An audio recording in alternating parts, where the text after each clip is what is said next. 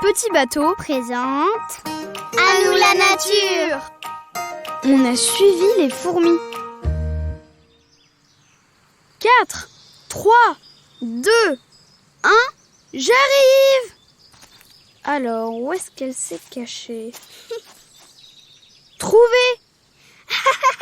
J'ai pas pu me retenir.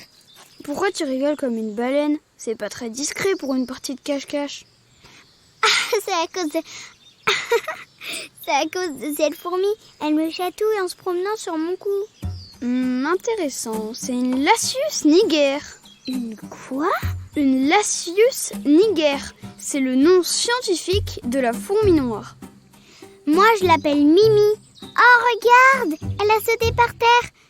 Mais où elle va, Mimi, comme ça? J'imagine qu'elle doit retourner à sa fourmilière. Viens, on la suit. Comment elle fait pour trouver son chemin? Quand elles s'éloignent de leur nid pour trouver de la nourriture, les fourmis laissent une odeur derrière elles. Comme ça, dès qu'elles veulent revenir, elles n'ont plus qu'à suivre la trace.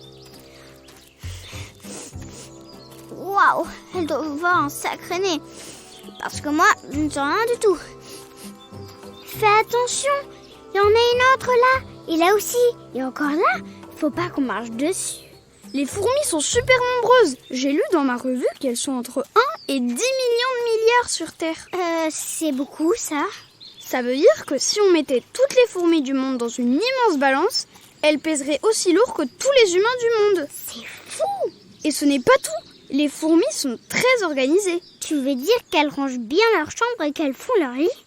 Oui, sans doute. Mais ça veut surtout dire que chacune a un rôle bien précis, un peu comme les abeilles. Elles ont une reine? C'est ça. Elles ont une reine, des ouvrières et même des soldats. Ouah, ça veut dire qu'on va voir des fourmis avec des petites épées, des petits casques et des petites pioches? Pas sûr. Comment on les reconnaît du coup? La reine est beaucoup plus grosse que les autres.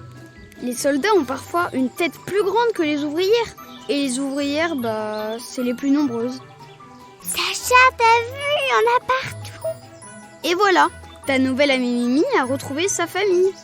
Oh, je ne sais plus laquelle c'est maintenant. Regarde celle-là, t'as vu la taille de la feuille qu'elle porte?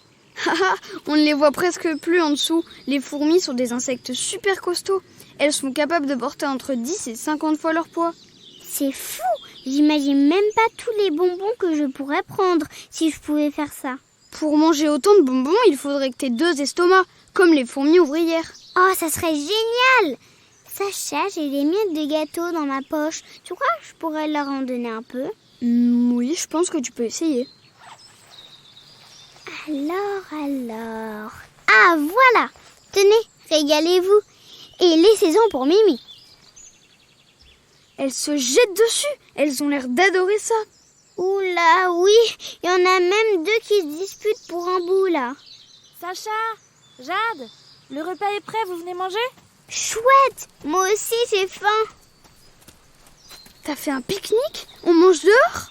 Oui, avec ce soleil, je me suis dit que c'était une bonne idée. Trop bien!